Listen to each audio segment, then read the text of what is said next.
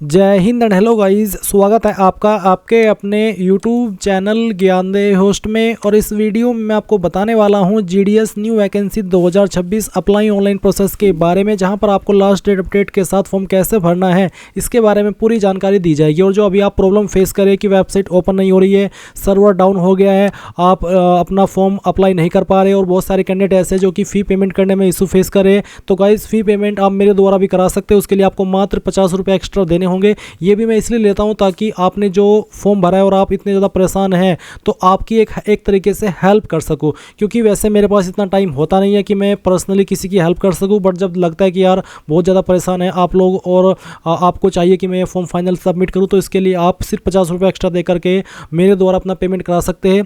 और इसके लिए गाइज आपको मुझे कहाँ पर कॉन्टैक्ट करना है इस वीडियो के लास्ट में बताया जाएगा। बेसिकली इंस्टाग्राम के ऊपर कॉन्टैक्ट करना होगा, फॉलो करके मुझे अपनी लॉगिन डिटेल भेजनी होगी और अपना पेमेंट करना होगा। पेमेंट आपको पहले ही देना होगा। अगर मैं पेमेंट नहीं कर पाया तो आपका पेमेंट रिफंड कर दिया जाएगा। विश्वास हो तभी मुझसे कांटेक्ट करना, विश्वास न हो तो कांटेक्ट करने की कोई ज़रूरत नहीं है, क्योंकि मेरे पास जैसे कि मैंने कहा कि टाइम वेस्ट करने के लिए एक्स्ट्रा टाइम नहीं है। अब चलिए बताता हूं कि कैसे आपको इस फॉर्म को फिल करना है। मैं इस वीडियो को किस वक्त रिकॉर्ड कर रहा हूं वो भी मैं आपको दिखा देता हूं, ताकि आपको पता चल सके कि मैं लेटेस्ट अपडेट दे रहा हूं। तो आप देख सकते हैं कि शाम के 7:21 हुए और टाइम भी आप देख पा रहे हैं फ्राइडे 13 फरवरी 2026 है। मैं आपको बता दूं कि आप लोग इस फॉर्म को 14 फरवरी 2026 शाम 5 बजे तक ही भर पाएंगे, यानी कि 14 फरवरी 2026 शाम 5 बजे तक आप अपना राशन कर सकते हैं। अगर आपने 14 फरवरी शाम 5 बजे तक अपना राशन कर लिया तो गाइज आपके पास 2 दिन होंगे अपना फॉर्म फाइनल सबमिट करने के लिए और फी पेमेंट करने के लिए, जो कि है 16 फरवरी 2026 शाम 5 बजे तक। तो ये चीज़ आपको समझ में आ गई। अब अगर आप अभी तक वीडियो को लाइक शेयर नहीं किया तो करके लाइक शेयर चैनल को सब्सक्राइब कर लेना। फिर जो लिंक वीडियो के डिस्क्रिप्शन में दिया इसको आप ओपन करेंगे, आपको जानने को मिलेगा 28,000 प्लस आपकी पोस्ट निकाली गई है। और यहाँ पर फीस इसमें जनरल ओबीसी डब्ल्यूएस के लिए 100 है और बाकी किसी कैटेगरी कैंडिडेट के लिए कोई फीस नहीं है। ना ही जो ऑल कैटेगरी फीमेल है उनके लिए कोई फीस है, उनके सामने पेमेंट का ऑप्शन आएगा ही नहीं। वो डायरेक्टली पोस्ट प्रेफरेंस देने के बाद में अपने फॉर्म का फाइनल प्रिंट आउट ले पाएंगे। फिर आपको जानने को मिलेगा कि एज लिमिट 18 से 40 साल है और 10वीं पास कैंडिडेट अप्लाई कर सकते हैं। कोई इसमें एग्जाम नहीं है और ना ही इसमें कोई इंटरव्यू है। सैलरी आपको कितनी मिलेगी वो भी आप यहाँ पर देख सकते हैं। जब ये जीडीएस वैकेंसी के बारे में आप सुनते हैं तो आपके मन में कुछ सवाल भी आते हैं। तो गाइज इन सवालों के आंसर मैंने एक स्पेशल वीडियो बना करके दे रखे हैं, जैसे कि जॉब परमानेंट है या नहीं है, काम क्या करना होता है, सैलरी कितनी मिलती है, कितने परसेंटेज वाले फॉर्म भरे ताकि उनका सिलेक्शन हो, तो उसकी जानकारी आपको इस वीडियो में मिल जाएगी। एंड अगर आपको फोटो सिग्नेचर बनाने में कोई इशू आ रहा है कि फोटो कैसे बनाएं, सिग्नेचर कैसे बनाएं, कितने साइज के अंदर, मोबाइल से कंप्यूटर से, तो आप इस वीडियो को वॉच कर लेना, आपको यहाँ पर सभी डाउट क्लियर हो जाएंगे। अब अगर आप इसमें अप्लाई करने के लिए एलिजिबल और आपका इंटरेस्ट है और आपने अभी तक ये फॉर्म नहीं भरा तो इंपॉर्टेंट लिंक के सेक्शन में आएंगे और अप्लाई ऑनलाइन लिंक ओपन करेंगे। देन आपके सामने यहाँ पर ये वाला इंटरफेस आ जाएगा। यहाँ पर आ जाने के बाद में आप click here to register apply इसके ऊपर क्लिक करेंगे। देन आपके सामने कुछ ऐसा इंटरफेस आएगा। अब आप यहाँ पर आपका मोबाइल नंबर डालेंगे। जैसे आप मोबाइल नंबर डालेंगे तो आपको इस नंबर के ऊपर ओटीपी सेंड किया जाएगा। वो ओटीपी आप यहाँ पर डाल करके वेरीफाई करना। ईमेल एड्रेस डालना, ईमेल के ऊपर ओटीपी जाएगा। जैसे आप ओटीपी डाल देंगे तो आप यहाँ पर उसको वेरीफाई कर देंगे। अब आप यहाँ पर नेक्स्ट के ऊपर क्लिक करेंगे। देन गाइज आपको आपकी राशन की इन्फॉर्मेशन फिल करनी है। तो एप्लीकेंट नेम के अंदर जो भी आपका नाम 10th के सर्टिफिकेट के अंदर है वो नाम आप यहाँ पर पूरा लिख देंगे। फिर डेट ऑफ बर्थ आपकी क्या है वो डेट ऑफ बर्थ आपको यहाँ पर देनी होगी। पहले आपका मंथ सेलेक्ट कर लीजिए, फिर यहाँ पर जो भी आपका ईयर है बर्थ का वो भी आपको सिलेक्ट कर लेना है। इसके बाद गाइज आप यहाँ पर डे सेलेक्ट कर लेंगे। देन आपको यहाँ पर आपका जेंडर सेलेक्ट करना है, जैसे कि मेल फीमेल या फिर ट्रांसजेंडर मेल या ट्रांसजेंडर फीमेल, जो भी है आपका जेंडर वो आप सेलेक्ट कर लेना। उसके बाद फादर्स गार्जियन नेम, आपके जो पिताजी है उसका नाम आपको यहाँ पर एंटर करना है। ये भी आप 10th के सर्टिफिकेट के अकॉर्डिंग फिल कर देंगे। फिर आपको यहाँ पर आपकी माताजी का नाम देना है। ये भी आपको यहाँ पर सेकेंडरी स्कूल यानी कि 10वीं के सर्टिफिकेट के अकॉर्डिंग ही भरना है। इसके बाद आती है कम्युनिटी। तो आपकी कास्ट कैटेगरी कौन सी है, जनरल यानी कि यूआर, ओबीसी, एससी, एसटी या फिर ईडब्ल्यूएस, जो भी आपकी कास्ट कैटेगरी है वो आप यहाँ पर सिलेक्ट कर लेना। इसके बाद आप कंप्लीट राशन इसके ऊपर क्लिक करेंगे। देन गाइज जो भी इन्फॉर्मेशन आपने भरी है वो सभी आप यहाँ पर देखेंगे कि आपकी भरी जा चुकी है। और आप देख सकते हैं under process, your ration has been initiated successfully, your ration number and password will be send to your registered mobile number, यानी कि 10 मिनट के अंदर आपको आपकी लॉगिन डिटेल मिल जाएगी। अब आप ओके कर दीजिए। ओके करने के बाद आप कैंडिडेट लॉगिन इसके ऊपर क्लिक कीजिए। देन आप प्रोसीड टू लॉगिन यहाँ पर क्लिक करेंगे। अब आपको यूजर आईडी के अंदर जो राशन नंबर आपको मिला है मैसेज के माध्यम से वो आप यहाँ पर डालेंगे। यूजर आईडी आपका राशन नंबर है, ना कि आपका मोबाइल नंबर और ना ही आपकी ईमेल आईडी। रजिस्ट्रेशन नंबर जो कि आपको भेजा जाता है मैसेज के माध्यम से, वो आप यहाँ पर डालेंगे। उसके बाद में जो पासवर्ड आपको उसी मैसेज में मिला है जहाँ पर रजिस्ट्रेशन नंबर दिया गया है, वो पासवर्ड आप यहाँ पर डालिएगा और लॉगिन के ऊपर क्लिक कीजिएगा। इसके बाद गाइज आपके रजिस्टर्ड नंबर पर OTP सेंड किया जाएगा, वो OTP आप यहाँ पर डालिएगा। कभी कभी OTP आने में देर हो जाती है क्योंकि वेबसाइट के ऊपर इतनी संख्या में कैंडिडेट विजिट करते हैं जिसके चलते सर्वर डाउन हो जाता है। तो आपको परेशान नहीं होना है, थोड़ा सा वेट कर लेना है और जैसे ही OTP मिल जाए तो आप वेरीफाई एंड लॉगिन इसके ऊपर क्लिक कर देंगे। देन गाइज आपके सामने यहाँ पर कुछ ऐसा इंटरफेस आ जाएगा। अब आप यहाँ पर देख सकते हैं अप्लाई ऑनलाइन दिया गया है, आप अप्लाई ऑनलाइन के ऊपर भी क्लिक कर सकते हैं या फिर आप सिंपल जो सामने अप्लाई का ऑप्शन आ रहा था वहाँ पर भी क्लिक कर सकते हैं।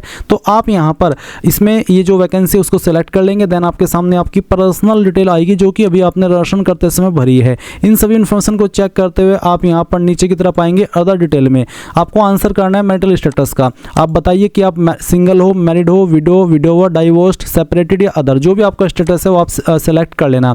फिर PWBD यानी कि क्या आप दिव्यांग है, अगर हाँ तो यस, नहीं तो आपको नो करना है। इसके बाद एम्प्लॉयमेंट डिटेल में आपसे पूछा है कि आप अगर अभी रोजगार कर रहे हो, कोई आपकी जॉब है तो आप यस करेंगे, नहीं तो आप नो कर दीजिए। अगर कोई छोटी मोटी जॉब कर रहे हो तो तब भी आप इसमें नो कर देना, नहीं तो फिर आपको उसके बारे में आगे चल करके इन्फॉर्मेशन देनी पड़ेगी। जैसे कि अगर आप यस करते तो आपको बताना होगा NOC होती है नॉन ऑब्जेक्शन सर्टिफिकेट, जो कि वहाँ से लेना होता है जहाँ पर आप करंटली काम कर रहे होते हैं, जिसका ये मतलब होता है कि हाँ उस कंपनी को आपके इस फॉर्म को अप्लाई करने में कोई भी आपत्ति नहीं है, वो आपको NOC दे रहे हैं, वो आपको नॉन ऑब्जेक्शन सर्टिफिकेट दे रहे हैं कि हाँ आप वहाँ पर अप्लाई कर लीजिए और जब आपकी जॉब लग जाएगी आप ज्वाइन कर लेना, हमें कोई भी आपत्ति नहीं है। इसलिए NOC इसको बोला जाता है।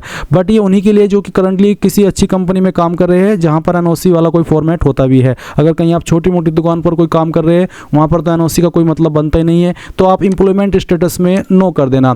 इसके बाद यहाँ पर आपके सामने एड्रेस डिटेल आएगी। बहुत सारे कैंडिडेट एड्रेस डिटेल भरने में प्रॉब्लम फेस कर रहे हैं, तो चलिए बताता हूँ। एक तो गाइज जब आप आपका एड्रेस भरे इसमें आपको कोई स्पेशल कैरेक्टर या जैसे कि कोमा, स्लैश, @ कुछ ऐसा जो स्पेशल कैरेक्टर है वो यूज नहीं करना है। अभी जो आप यहाँ पर वीडियो में देख पा रहे हैं ये वो स्पेशल कैरेक्टर की लिस्ट है जो कि आपको बिल्कुल भी यूज नहीं करनी है अपना एड्रेस भरते समय, नहीं तो गाइज आपके एड्रेस में एरर आता रहेगा। आप सिंपल एड्रेस लिखिए, जहाँ पर आपको लगता है कि यहाँ पर मुझे स्पेशल कैरेक्टर यूज करना था वहाँ पर आप स्पेस दे दीजिए। तो जो भी आपका एड्रेस है वो आप यहाँ पर इस तरह से एंटर कर देंगे। मैं यहाँ पर डेमो के लिए एड्रेस फिल करके दिखा रहा हूँ और आपको फिर इसमें बाद में हाइड कर दूंगा, नहीं तो गाइज यूट्यूब वीडियो डिलीट कर देता है अगर हम यहाँ पर रैंडम एड्रेस या फिर कोई फेक एड्रेस भी भर करके आपको क्यों ना दिखाए। तो बेसिकली आप यहाँ पर आपका एड्रेस लिखेंगे और उसके बाद में जैसे कि जो आपका एड्रेस है वो आप एड्रेस यहाँ पर भर देना। फिर आपका जो पिन कोड है वो पिन कोड आपको यहाँ पर एंटर कर देना है।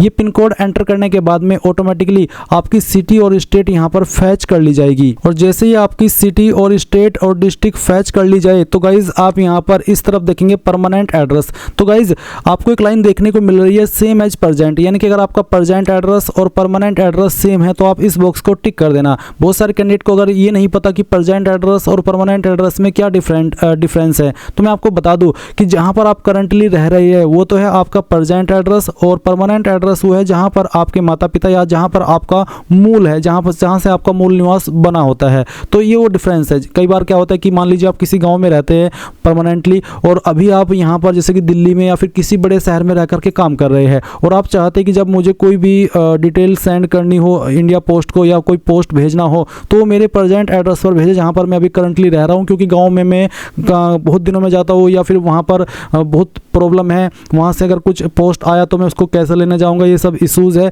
तो ऐसे में फिर यहाँ पर आप आपका प्रेजेंट एड्रेस भर देते हैं और परमानेंट एड्रेस में जो आपका परमानेंट एड्रेस है स्थायी पता है वो भरते हैं। तो ये आपका जो डिफरेंस है ये वाला है। और कुछ कैंडिडेट ऐसे भी होते हैं जिनका प्रेजेंट एड्रेस भी वही है और परमानेंट एड्रेस भी वही है, वो जहाँ पर है वहीं पर रह रहे हैं या फिर जहाँ पर उनका परमानेंट एड्रेस है वहाँ से कुछ किलोमीटर जा करके वो काम करने जाते हैं और रोज़ अपने घर आ जाते हैं, इसलिए उनका प्रेजेंट एड्रेस और परमानेंट एड्रेस एक ही माना जाता है। तो अगर आपका प्रेजेंट एड्रेस और परमानेंट एड्रेस एक ही है तो आप इस बॉक्स को टिक कर देना, अगर अलग अलग है तो अनटिक करके अलग से इस तरफ अपना परमानेंट एड्रेस फिल कर देना। फिर आप यहाँ पर सेव एंड नेक्स्ट के ऊपर क्लिक करेंगे। तो गाइस देख लीजिए पर्सनल डिटेल सेव्ड सक्सेसफुली, मेरे सामने कोई एड्रेस भरने में एरर नहीं आया।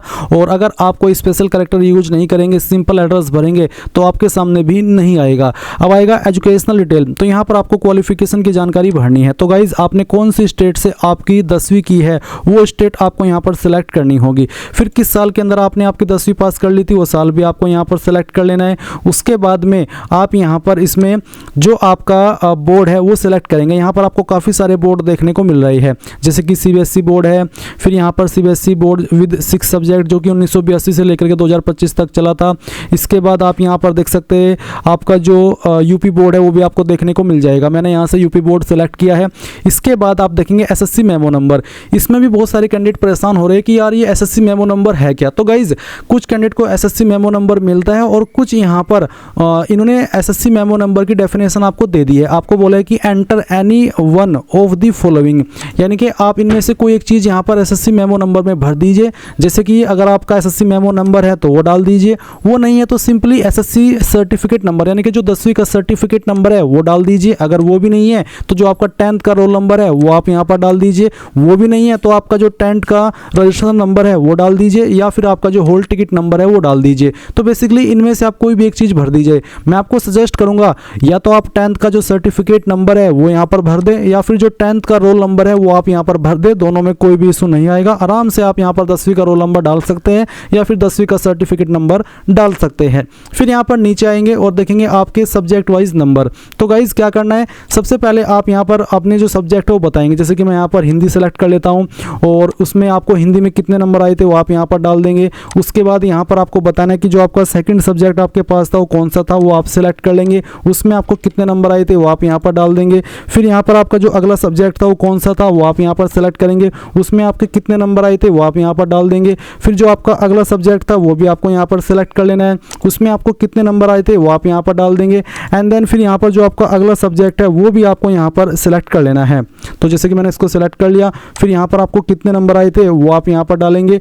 एंड देन जो आपका अगला सब्जेक्ट है वो भी आपको यहाँ पर सेलेक्ट करना होगा और जो आपके उसमें नंबर आए थे वो भी आप यहाँ पर एंटर कर देंगे। इस तरह से आप यहाँ पर सभी सब्जेक्ट के नंबर भरेंगे, चाहे 5 थे चाहे फिर 6 थे। फिर नीचे आपको एक लाइन देखने को मिलेगी, सब्जेक्ट पास्ट मैथमेटिक्स इंग्लिश और बोथ एज एडिशनल सब्जेक्ट।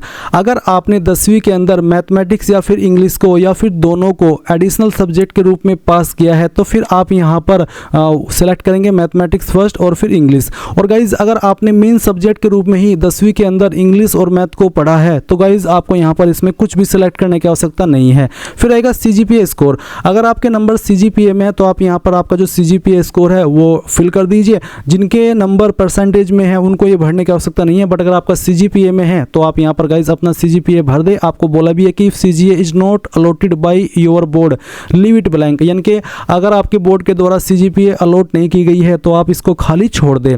फिर सवाल आता है कि have you studied any additional language other than the ones mentioned above, यानी कि जो आपकी लोकल लैंग्वेज है आपकी स्टेट की वो तो आपने पढ़ी ही है, क्या आपने उसके अलावा भी कोई अन्य लैंग्वेज पढ़ी है। जैसे कि यहाँ पर है this may be from the same board in another year exam और फ्रॉम ए डिफरेंट बोर्ड। ये आपकी कोई सी भी लैंग्वेज हो सकती है जो कि आपने अन्य बोर्ड से की हो या फिर अन्य एग्जाम के अंदर की हो। अगर पढ़ी है तो यस कर दे, और यस करने पर आपको यहाँ पर बताना होगा कि कौन से स्टेट से पढ़ी है, फिर ईयर ऑफ पासिंग आपका बोर्ड। अगर आपने नहीं पढ़ी तो सिंपली यहाँ पर नो कर दीजिए। आपको ज़्यादा इसमें घुसने की आवश्यकता नहीं है, नहीं तो टेंशन ही बढ़ेगी।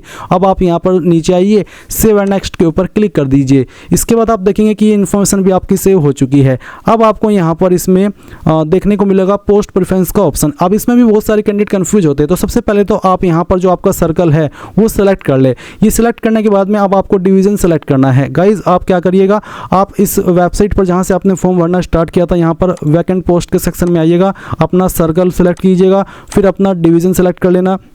जैसे कि मैं यहाँ पर आपको सिलेक्ट करके दिखा रहा हूँ। उसके बाद में यहाँ पर आपको देखने को मिलेगा कि कौन से ऑफिस के अंदर कौन सी पोस्ट खाली है, उस पर आपको TRC कितना मिलेगा और वो किस कैटेगरी के लिए यहाँ पर रखी गई है। जैसे कि कुछ सीट UR के लिए है, कुछ सीट यहाँ पर SC के लिए। तो ऐसे में यहाँ पर वो सीट आपको देखनी है जहाँ पर आपको लगता है कि यहाँ पर कम कंपटीशन होगा। अगर मैं इस वाली सीट को प्रेफरेंस के रूप में दूँ, उससे क्या होगा, उससे गाइज आपके अगर आपकी कम परसेंटेज भी 10वीं के अंदर हुई तो आपकी कम परसेंटेज पर भी चांस बन जाएगा सिलेक्ट होने का। इसलिए आपको ये ध्यान देना है कि कौन से BO के अंदर ये जो यहाँ पर ऑफिस दिया गया है उसमें आपका चांस बन सकता है सिलेक्ट होने का। तो आप क्या करेंगे, वही यहाँ पर आप सिलेक्ट कर लेंगे। चलिए मैं यहाँ पर ये सिलेक्ट कर लेता हूँ।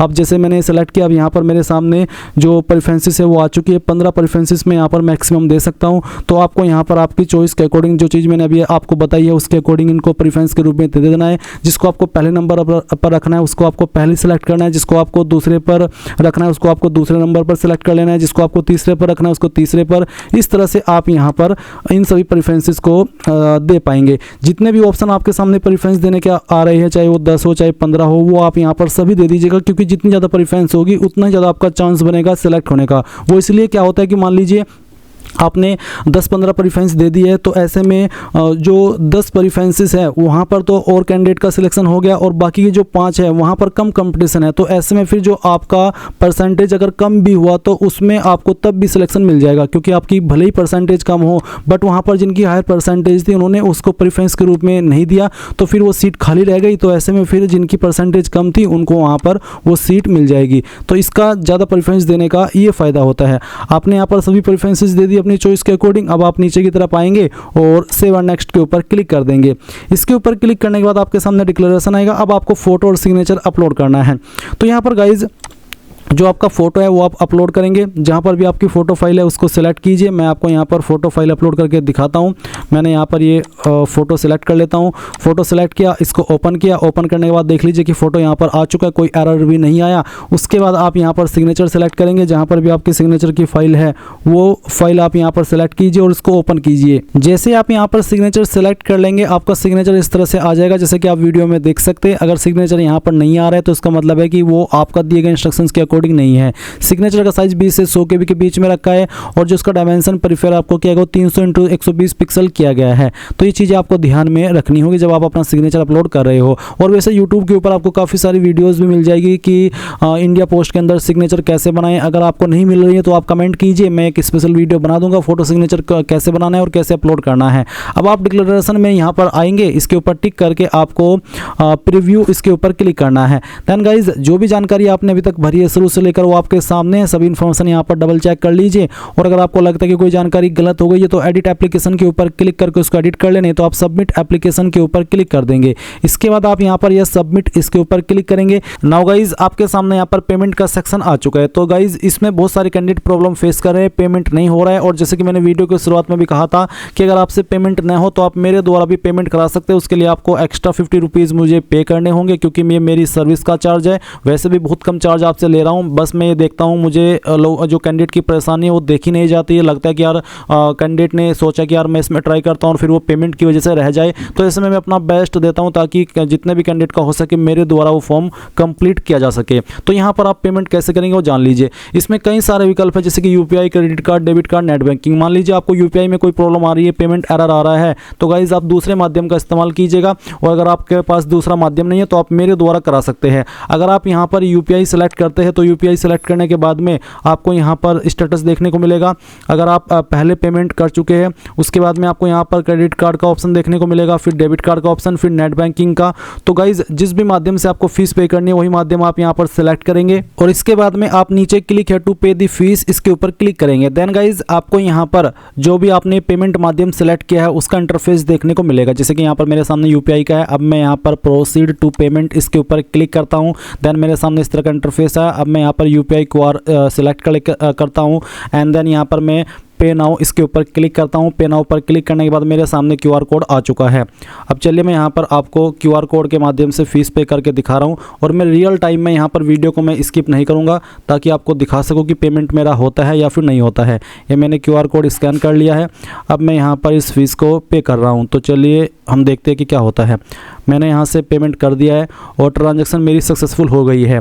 और अभी आपको क्या करना है, जब आप ट्रांजैक्शन सक्सेसफुल करें तो आपको वेबसाइट को ना बैक करना है ना कुछ करना है, बस आपको छोड़ देना है, ऐसे ही वेट करना है। ये वेबसाइट ऑटोमेटिकली रिडायरेक्ट होगी। आप यहाँ पर देख सकते हैं पेमेंट सक्सेसफुल, मैंने कुछ नहीं किया, सिंपल पेमेंट किया और आप देख सकते हैं पेमेंट सक्सेसफुल हो चुकी है। मैंने आपके चक्कर में 100 रुपये यहाँ पर वेस्ट कर दिए, क्योंकि ये फॉर्म में डेमो के लिए भरा था, कोई रियल में नहीं भरा था। अब आप देख सकते हैं एप्लीकेशन सबमिटेड सक्सेसफुली। तो देख लीजिए पूरा प्रोसेस यहाँ पर हो चुका है, और इस तरह से गाइज आप लोग आपका पेमेंट कर लेंगे। अब अगर आपसे नहीं हो रहा है पेमेंट, क्योंकि बहुत सारे कैंडिडेट की ये शिकायत है, तो आप मेरे द्वारा पेमेंट कैसे कराएंगे वो जान लीजिए। आपको मुझे इंस्टाग्राम पर फॉलो करना है।